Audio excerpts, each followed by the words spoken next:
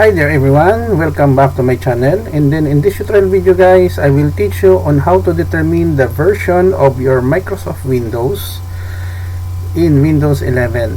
Before we continue, I would like to say thank you so much to all my viewers, silent viewers, supporters, and visitors to my channel. Thank you for your support by watching my videos, sharing my videos, and most importantly by subscribing. So let's get started.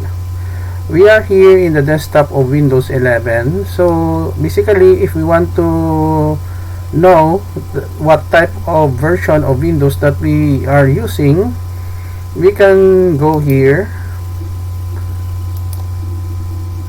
in the control panel. Okay, in the start, and then we can type WinVer. Okay, and then we press the enter key from our keyboard. Okay, so basically it will display what type of Microsoft Windows that we are using. Right now I'm using Windows 11, the current version of Windows operating system 64-bit. Okay, so another example, click OK to close. Here in this PC, right click, click properties.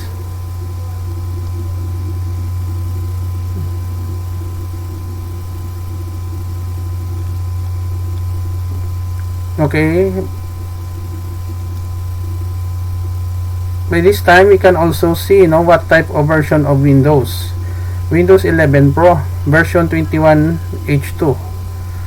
Okay, so build 22,000.194. so this is the version of our Microsoft Windows that I'm using in my computer, to be specific, a laptop computer. Okay guys, so this is the end of our very short video on how to determine the version of your Microsoft Windows in Windows operating system. Very simple but yet very important to know what type of Windows operating system that we are using. Thank you so much guys for watching. If you like this video, please hit the like button. Don't forget to share and please support my channel guys by clicking the subscribe button. See you in the next video tutorial guys. Don't forget to like, share, and please support my channel guys by clicking the subscribe button. Thank you so much. This is your friend Jake saying bye bye for now.